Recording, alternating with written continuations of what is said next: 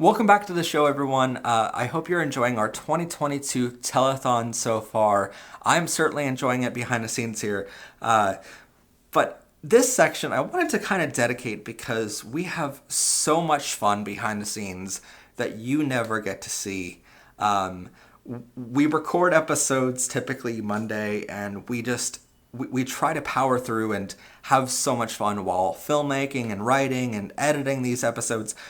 And truly every Friday becomes a little side part of our job that you don't get to see that portion, but you get to see the benefits of it later.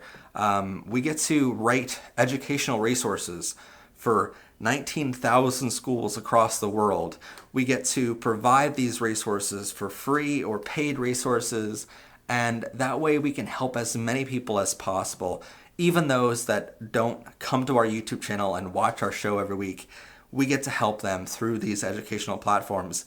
One of the ways we do that is through our books. Years ago, I started off writing books because it was a much longer story to tell than I could possibly tell in a video. And so I wrote my first ever book called Troubled Soul. From the Mind of a Troubled Soul, The Untold Truth in the Entertainment Industry. This book is 160 pages, but it's all about how bad the entertainment industry has gotten. Years ago, the entertainment industry was like the sort of thing where if you wanted to become a performer, if you wanted to be a singer-songwriter, the venues and places that wanted you to perform, if you were any good, were so few and far between that you really had to pay to get performers there, and they understood the value of entertainment. Nowadays, because of the age of the internet, we've kind of lost that, and a lot of places are offering experience or exposure to perform in their places. And so I was so fed up with that industry because I used to be on tour and be an actual B-list artist out there doing things, and it was so much fun being out on stage, but to get to that point was so difficult because we had all these major expenses and we wanted to do a great show for people, but that costs money, just like Powered by Rainbows costs a lot of money every year. I mean, just this year alone, like I said, we spent, $16,000-$17,000 to make it happen, and it is a very costly adventure to make it to the quality that we want.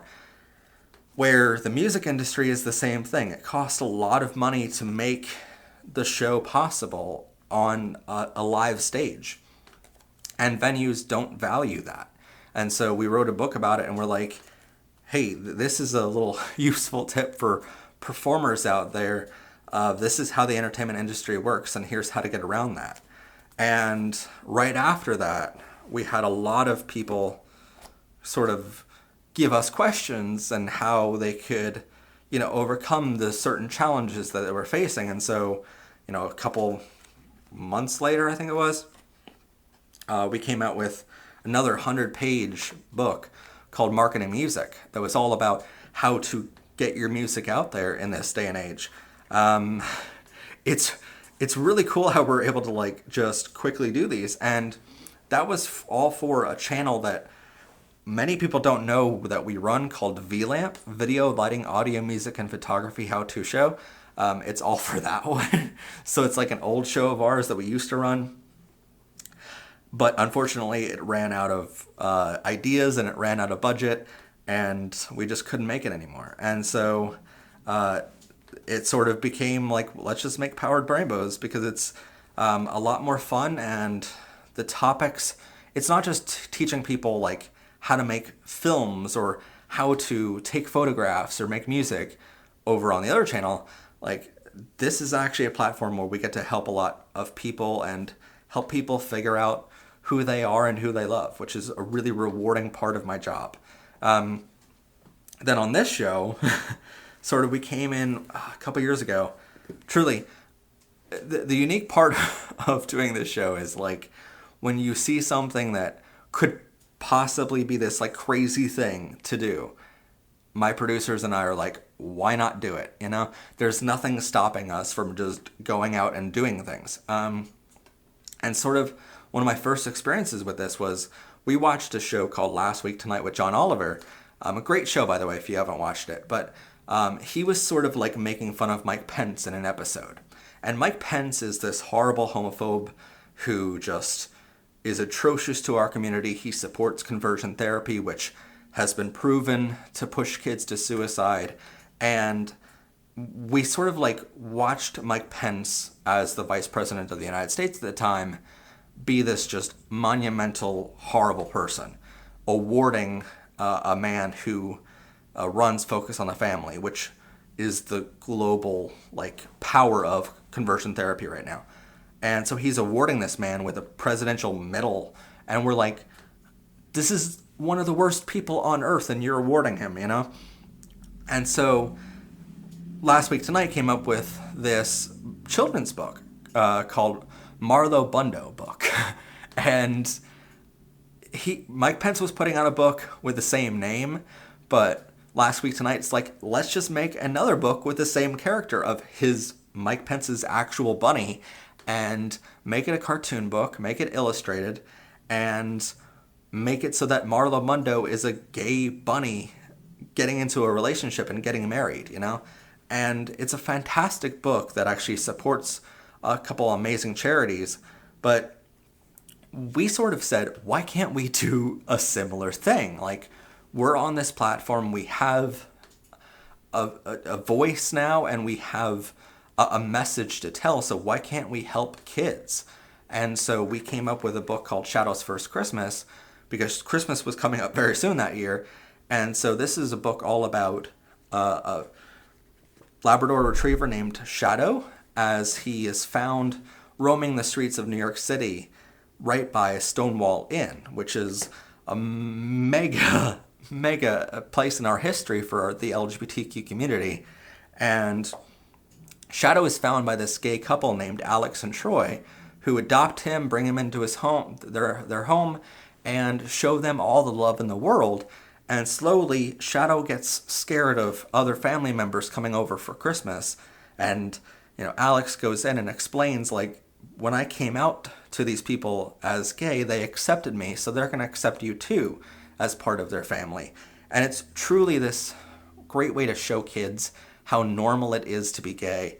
And this is probably one of the highlights of my career, that I got to write and illustrate an entire book to help these kids understand this, and to help kids understand not just how normal being gay is or how gay couples work, but also to just show them what the Stonewall riots and Stonewall Inn means to our community, and how that was the catalyst to how we got our freedoms.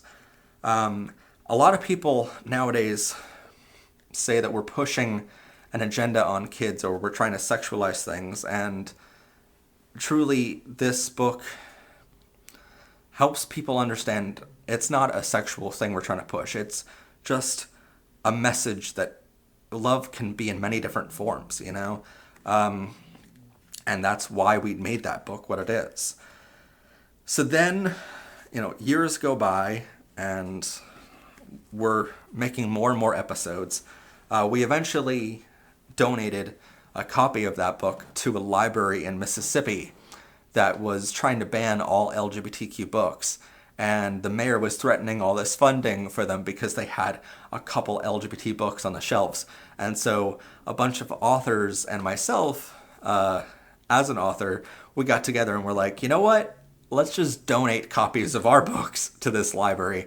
And that way, they have a lot more books from the LGBT genre on their shelves instead of just having a couple. So it truly backfired on them. But then about a year ago, we really wanted to expand how many people we helped. And the way we wanted to do that was by helping businesses and by helping teachers. A lot of teachers come to us asking, like, how do we talk about this stuff in school? How do we know what science to follow and where to find certain pieces of information on this, And so about a year ago, I started writing another book. I didn't know it was going to take as long as it did. I didn't know it was going to end up being my longest book ever. But I really wanted to do the topic justice. And so I ended up creating a book called LGBT Friendly Classroom. And oh, geez, how many pages is this one? This is 345 pages long.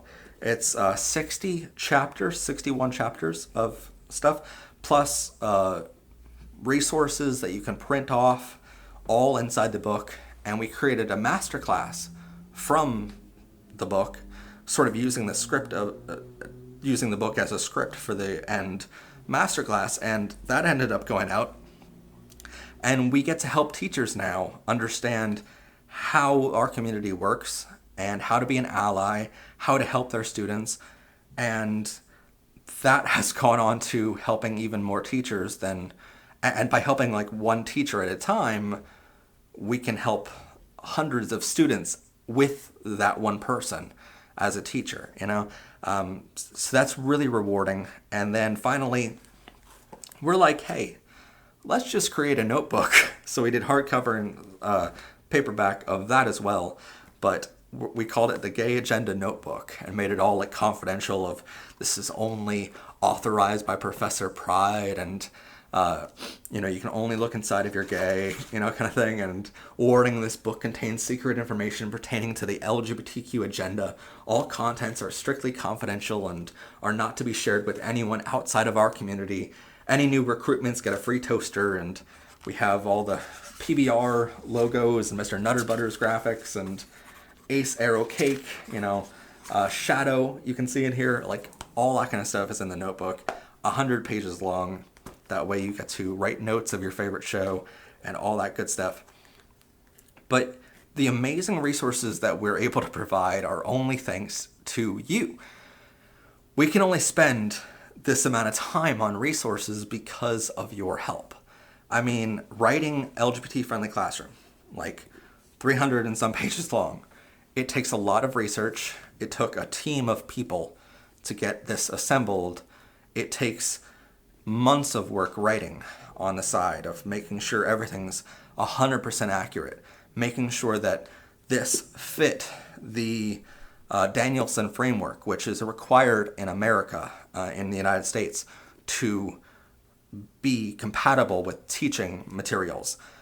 We had to make sure that it goes along with every framework that the United States education system requires. That way, teachers could actually use this in the classroom immediately,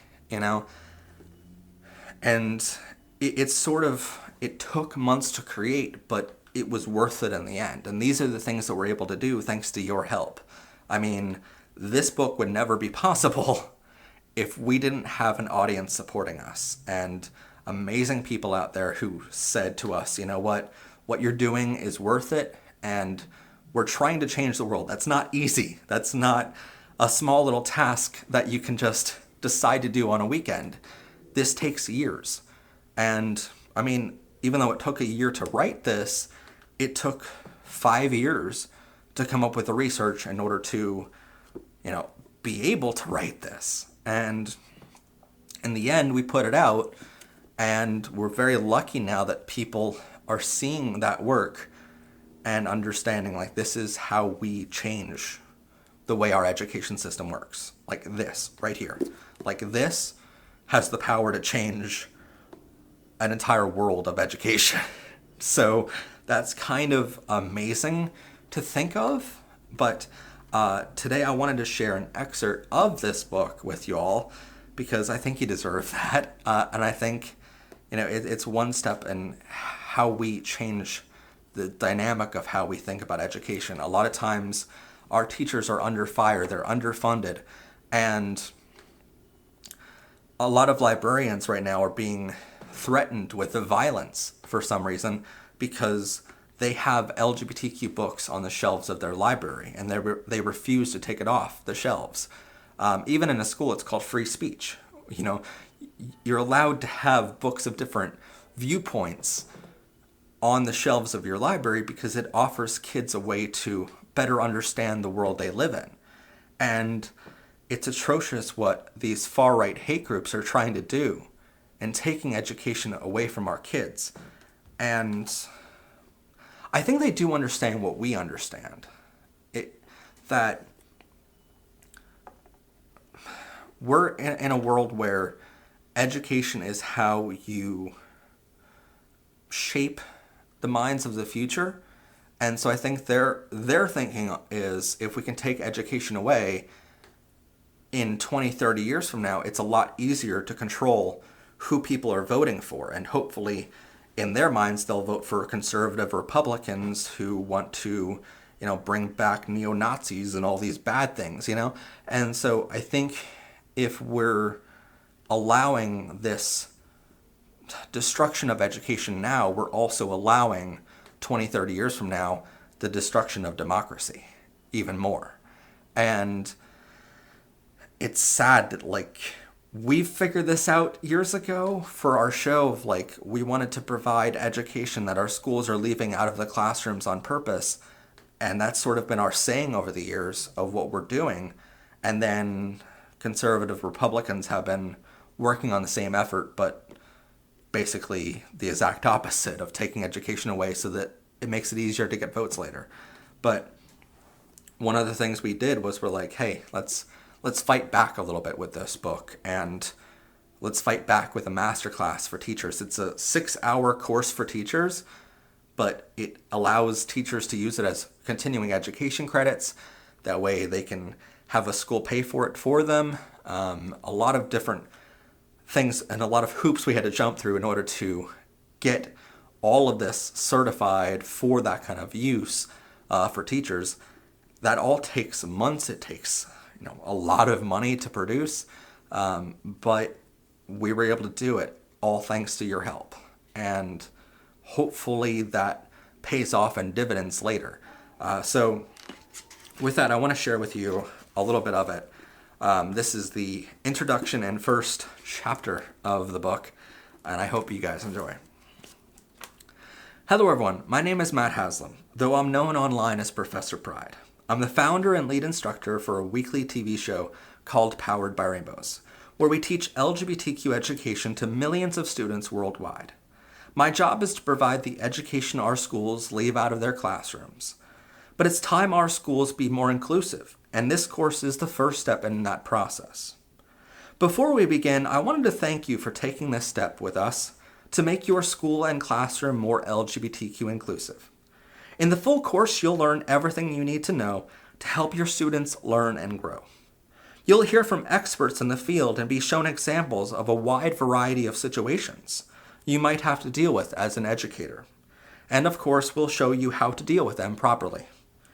You'll also receive plenty of downloadable resources throughout the course to help you in your efforts. At the end of the course, there is a little quiz to make sure you know the material, but when completed, you'll even receive a certificate to hang in your classroom or office and put on your resume for future positions. So without further ado, let's begin with answering the question of why your classroom and school needs this information and needs to be more inclusive. Our first chapter in the book is called Why Be Inclusive and why this is important. Though more and more LGBTQ youth are identifying as LGBTQ because of more accepting environments in today's society, it is estimated that 11.7% of the world's population identifies as LGBTQ. So with 7.9 billion people on Earth, that means an estimated 924,300,000 individuals make up our community. On our own, the LGBTQ community would make up the third largest country by population, right after China and India. In fact, we're such a large community, we would also be larger than the fourth largest country, the United States, fifth Indonesia, sixth Pakistan, and almost all of the seventh largest country, Brazil, combined. Putting the world's population aside, what's important to you are the students in your classroom. So let's look at those numbers instead. The average class size for an American teacher is a class of 21.6 students in your course at any given time. So let's round that up to 22 children in your classroom for this example. Using every study available to us, we know that at least 2 to 3 children in your classroom will someday identify as LGBTQ if they haven't already. That's a sizable number when you consider how many classes you teach throughout the day. So you have a big effect on our youth with everything you do and say. It's not just in your classroom though, so let's look at your overall school. With the average American school having 526 students in each class year, this means on average middle schools lasting from 6th to 8th grade has around 1,578 students every year. The average high school lasting from 9th to 12th grade has around 2,104 students. So on average, middle schools have more than 185 students who will later identify as LGBTQ if they haven't already. And high schools have over 250 students under the same metric. Just doing the math on how many students you have an effect on tells you how many young children you can help by being an ally.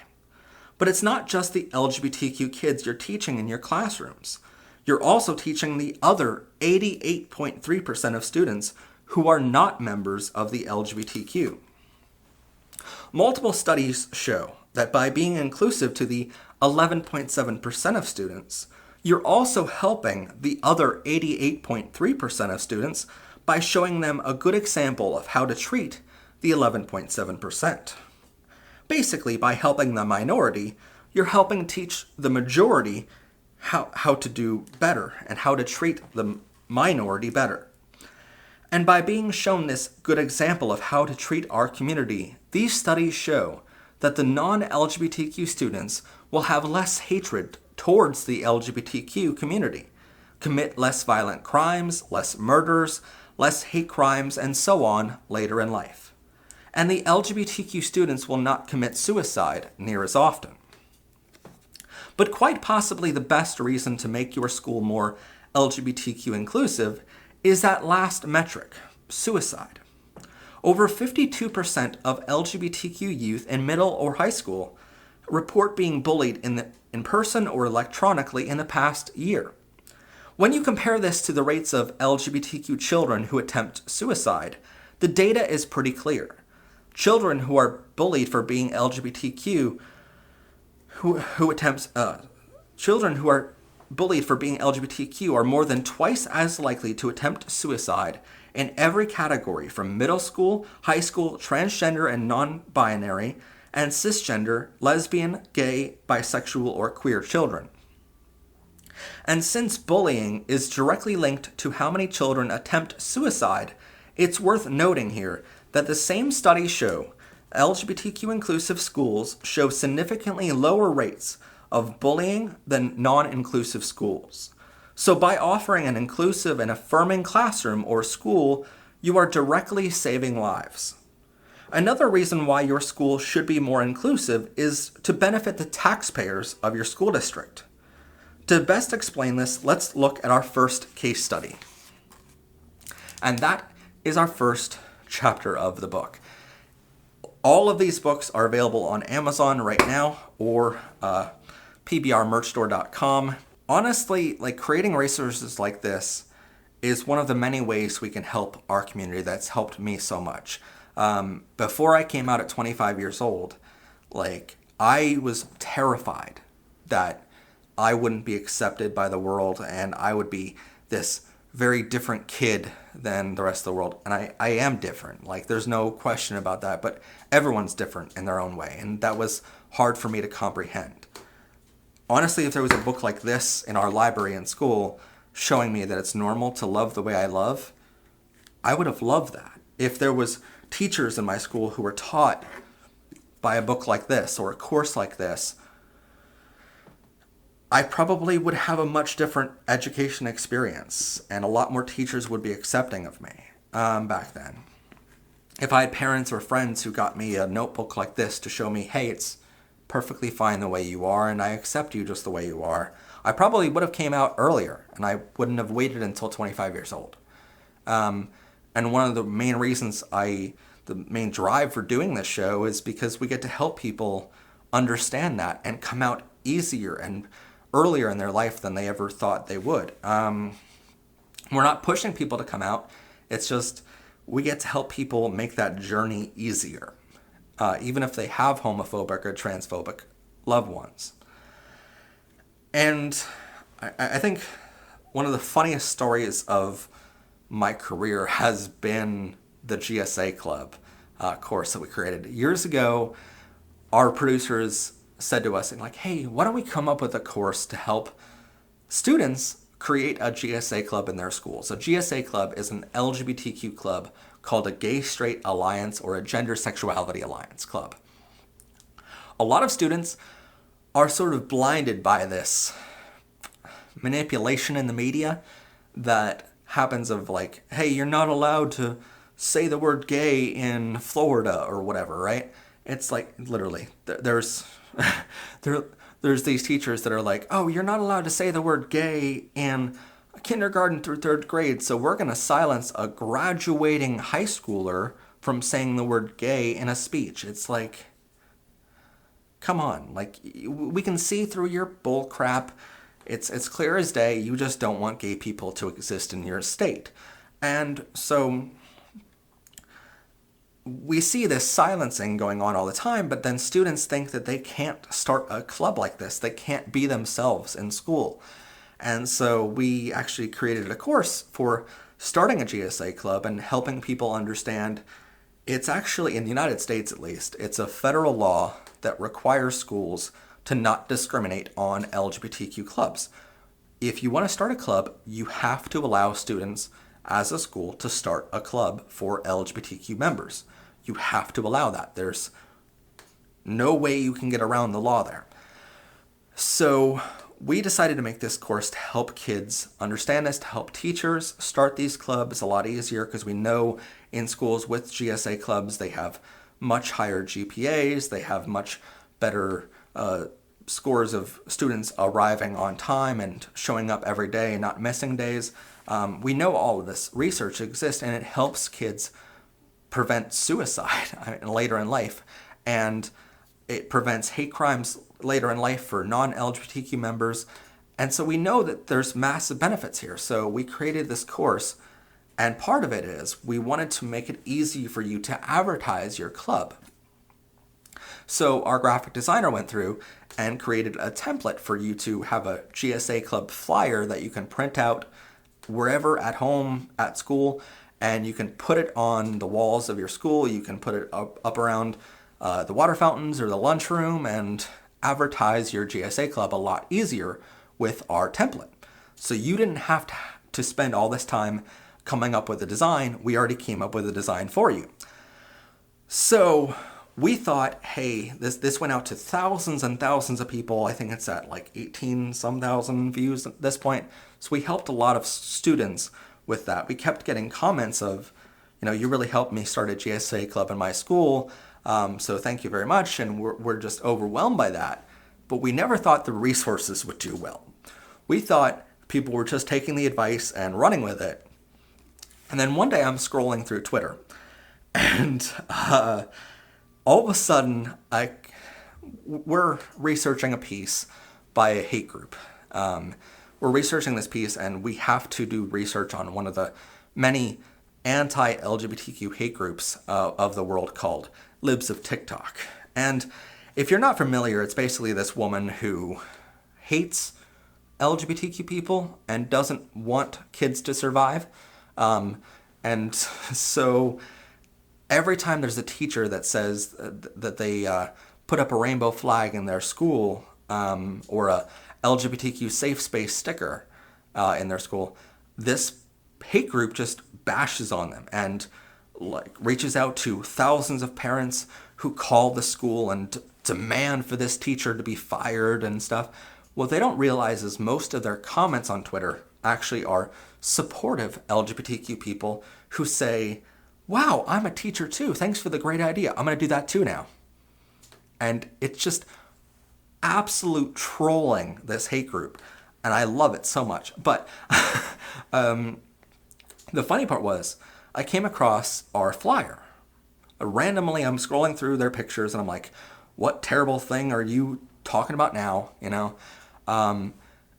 And all of a sudden I came across a picture from a school who posted our GSA Club flyer on the walls of their school and said that their next meeting is next Tuesday at some time. And I'm just like, wait, so our flyers actually are helping schools with their GSA Club. Like, this is amazing, you know? And how did this even happen, you know? But the fun part is, like, this hate group is, like, bashing on this of, like, how dare this school have a GSA Club? How dare they post these flyers around? And I'm thinking to myself, just, you know, because I'm a photographer, I guess, I'm like, so you mean to tell me this hate group decided to post about this, decided to comment about it, and post this photo, but they never zoomed in on the flyer to realize the flyer was created by Powered by Rainbows, an organization helping schools get GSA clubs. You never zoomed in on the photo, libs of TikTok? Wow, how stupid are you? Like, really? Come on. Like, I'm kind of glad that homophobes are this dumb, but so I'm just like, that's the ultimate reward for us, is to realize, like, what we created went on and helped so many people that it's actually upsetting the homophobes, but the homophobes don't realize it's us yet because we're not on that massive platform for them to know about yet. And so we're like, we're trolling them on an ultimate level and they don't even know who we are, which is, like, amazing. It's kind of cool to troll people that don't realize who they're being trolled by. But that was kind of cool. And that's just one of the, like, the free resources. But it's also like that resource alone, that episode took about 2-3 weeks to produce. The flyer itself took about 8 hours or so to make it absolutely perfect. And it takes a lot of work, a lot of time, a lot of talents to make these resources, and then it's free for the world to download, And a lot of people think, oh, well, you have helped thousands of schools, obviously they're paying major money to you. Or, you're making 7 million views, and that's obviously a lot of money. YouTube does not pay LGBTQ creators. We get paid 1/5 of any other type of creator on this platform. 1/5. And per view, basically. And so YouTube's paying us less. These schools are using free resources that we're creating. And, these are typically courses that cost $20,000, $30,000 for a school to take, and we're providing it for $100, or we're providing this free course on YouTube for students because we want to help as many people as possible. But normally, if a school was using that, it would cost them $20,000, $30,000, And so people assume we're making a lot of money when, in truth, we need a lot of help to do this. We need just an incredible love of our audience and donations and super chats, and we need people watching our episodes on a regular basis with ad revenue, just to get by, and just so that we can continue this operation and keep providing amazing resources for people, because there's so many ideas on the table. There's so many ideas that we can't talk about them publicly, because then some other person will do it, and it ends up being a system where our great ideas end up making huge profits for someone else, or someone will steal our ideas and trademark them, copyright them, and it's a whole bad situation that ends horribly. But we try to provide as much as we can for free, and with that, it's not like we're trying to make millions off of this. It's literally, we want to provide the help that we can for as many people, but we also need to live. We also need to survive and make these resources. In order to spend 40 hours a week doing this, we need a certain amount to cover that. And so that's just one of the small things I wanted to share. Like our books, again, they're available on Amazon or on pbrmerchstore.com very, very soon. Hopefully you'll be able to get signed copies very soon as well. I'm looking forward to it because we have so many more book ideas that they take a lot of time. Like we're writing another book right now, and we're in the beginning stages of that. And people don't really know that we're doing it at all. And my team was like, wait, you're doing another book? Like, you came out with 2 books already this year. And I'm like, yep, I know. I want to do another one. And I want to get it done by the end of the year. I want to have it available because it's just a resource that we need to have available for our community. And I don't understand why it isn't available yet. I don't understand why no one's done this before. I don't understand why no one's created a channel like this. Why were we able to get the name Powered by Rainbows? It is such a unique LGBTQ name. Why do people not have this already, you know? When I was coming out, I was wondering, why are there only people on YouTube talking about their personal journeys and coming out themselves? And why is there no channel that gives you advice on how to come out? Why is there no channel on teaching you the science of these things and the history and the economy of the LGBT community? Why is no one teaching this stuff? And it's like, why don't we do it, you know? So we want to really continue doing that, and the only way we do that is through your donations and through your absolute love and support. We're incredibly thankful for that love and support so far. We just need some more help. And so I hope you enjoy so far. We're going to continue now with our next section, and we hope you continue watching, and I hope you're doing well out there.